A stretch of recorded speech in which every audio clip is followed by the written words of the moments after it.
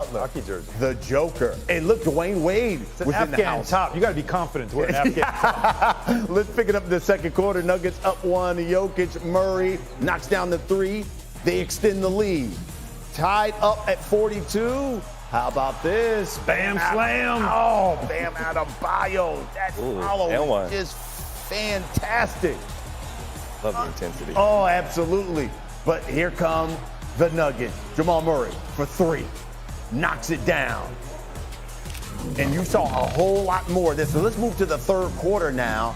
And it's Murray missing, but he says, you know what? I'll just go clean up my own mess. He's going to let a rebound hit the floor. Somebody's got to go get it. Yeah. Murray was happy to do it. And that's the story of this game. They had all the hustle points. And how about the Joker knocking down shots? It was a big night, not only for Jokic, but for Murray. How about Christian Brown comes off the bench, 15 points, 7 of 8 from the field. Rock Chalk Jayhawk, he got it done off the bench. And then Michael Malone firing his team up to close out the fourth quarter. First two games, they won the fourth quarter.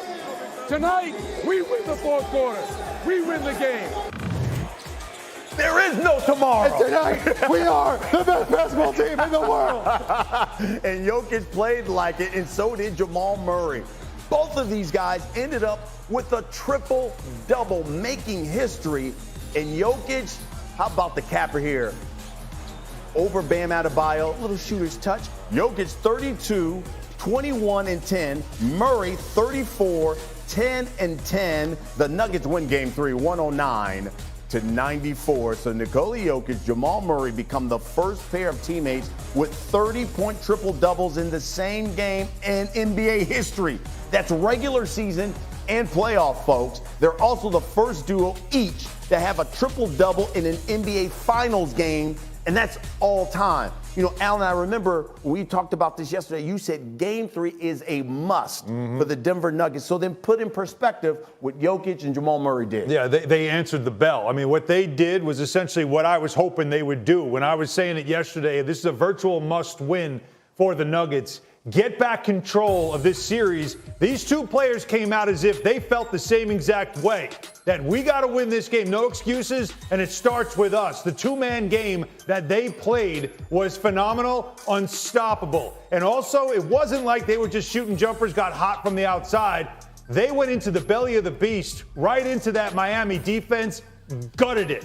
They scored 30 of the 60 points in the paint scored against Miami's interior defense, and they were impossible to guard. And that's what you're looking for from your star players in moments like this. And if they go on and win this series, look at Game 3 as a special moment. It'll be featured prominently on, of course, the video that they put out. I was going to say CD. They don't do the DVDs. They don't do right? DVDs anymore, no. Show them my age. Nah, Sorry exactly. about that. The VHS that they put out on the championship video. That Game 3 will be the reason why. You saw in the highlights, and then you watched that game, it was all two-man game between Jokic and Murray. Why was it so effective against that Miami defense?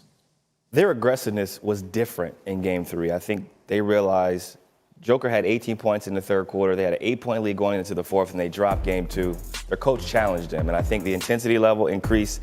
You see Jamal Murray here playing in pick and roll, playing in dribble handoffs, getting downhill, got to the free throw line, made three-pointers, did whatever he wanted against that Miami Heat defense, and felt very, very comfortable. And I think there was a point of emphasis in this game for the two stars.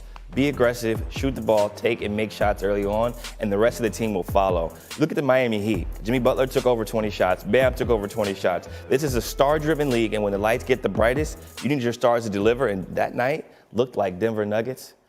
Stars were better, more prepared, more aggressive, more efficient. And if they play like this the rest of the series, there's no chance that Miami Heat can win this series. Wow. Wendy, listen, you were at the game. What stood out to you about the Nuggets' performance, especially the Joker and Murray? Well, talking to some of the Nuggets officials before the game, they recognized that Game 3s were huge in the previous series for the Miami Heat. They won all three of them. They won all three of them easy and took control of those series. That was one of the reasons they were really trying to turn up the focus. And boy, did they lean on their star players. They went to their bread and butter. That pick and roll with Jokic and Murray, those dribble handoffs. Jokic set more screens for Murray last night than any other game this entire season. 15 different times they ran that handoff play to get Murray open. No more problem about getting him touches. They focused on Murray. Even though Jokic is everything, they focused on getting him going right out of the gates, running a bunch of plays for him. That's how he got 20 points in the first half and got them a lead. And let me just say, one of the best defensive games I've ever seen from Nikola Jokic. We're going to focus on his offensive stats, and we should. It was an iconic performance. 3 of 19, the Heat go against Jokic as the primary defender. He was moving all over, defending the rim. Absolutely quintessential A-plus effort in a vital game. That's what you want to see out of an all-time great player. That's what we saw.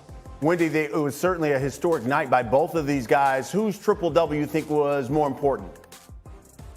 You definitely Murray, because I know that, there's really no way for the Heat to stop Jokic. He's going to put up numbers. He's dominating. The Heat focused on Murray in game 2. They put Jimmy Butler on him, and they tried to keep the ball out of his hands, and it worked. He had 35 fewer touches in game 2 than he did in game 1, and that was a central reason why the Nuggets lost. The Nuggets were not letting that happen again. Michael Malone with a strong game plan saying, listen, if we're going to go down, we're going to go down with the ball in our offensive leaders' hands. It was Jokic and Murray and Jokic until the Heat had to cry uncle. The interesting thing is after game 2, it was the Nuggets head coach Michael Malone questioning his team's effort. Well, after last night's game, it was Jimmy Butler's turn. I feel like we just got to come out with more energy and effort, and that's correctable. That's on us as a group. No X's and O's can fix that. It just can't happen. It won't happen again. It starts with myself. Listen, it is the final, CJ, and when you talk about energy and effort, that's what the Miami Heat are all about. How can you not have that going into an important game 3 and in your own building? I think for the first time all playoffs, the Miami Heat kind of relaxed. They went into Denver and stole one, punched them in the mouth, came back from a 15-point deficit, and were able to win game 2. They come home. It's a whiteout. DJ Khaled feeling there. Themselves, Neymar feeling there. themselves. Shakira. Everybody's in the building, and I think for them, they kind of let go of the rope a little bit. And I think for them, they got to tighten back up. The game was too easy for Jamal Murray. They let a rookie come in and impact on all hustle plays, backdoor cuts, offensive rebounds.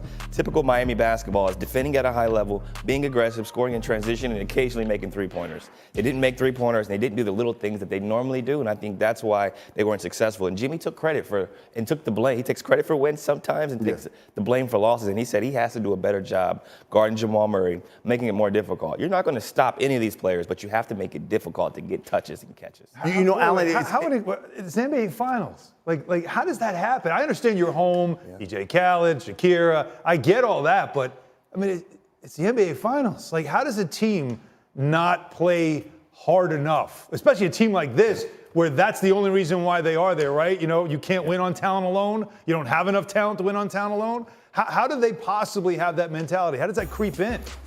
I think being 1-1 and stealing one on the road does something to your psyche. And when you lose that game at home, it does something to your psyche, especially when your coach challenges you. Miami has been complimented all playoffs about how hard they play, how well they play. They're never out of a game. They have the most fourth-quarter comebacks ever. Undrafted players continuing to contribute. They have been boosted throughout this entire playoffs. Denver, on the other hand, has said that it was an easy path. They've played a bunch of play-in teams. They haven't really faced any adversity.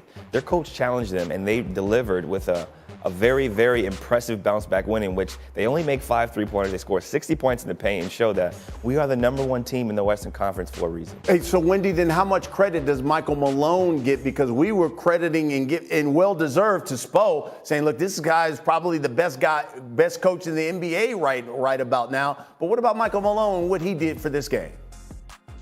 Well, Spo's a Hall of Fame coach, and Jokic and Murray won them the game, but this was some of Michael Malone's finest coaching in his career. He tore his team down after game 2 and then built them back up over the last few days. He knew exactly what they needed. I thought it was a bit of a risk to go after his team, but he knows he has to do that because there aren't strong voices of opposition in the locker room. There isn't a bad cop in there. He's got to be the bad cop. Then he used a really strategic film session where he had every single player on the roster, even the two-way guys, demonstrate what went wrong with film clips on the day before.